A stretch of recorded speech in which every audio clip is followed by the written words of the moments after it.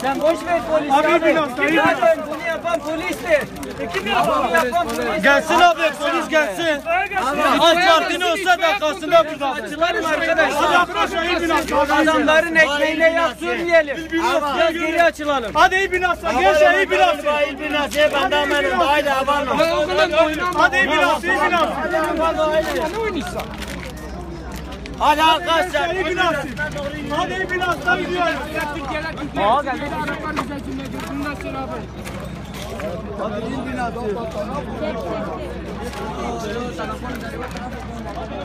Kurdi bak çen götürmüş.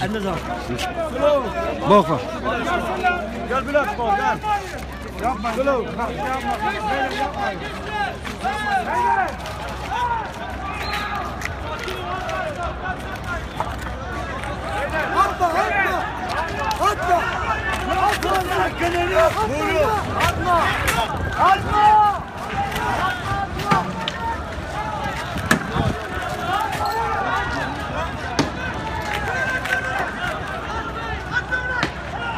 Eso.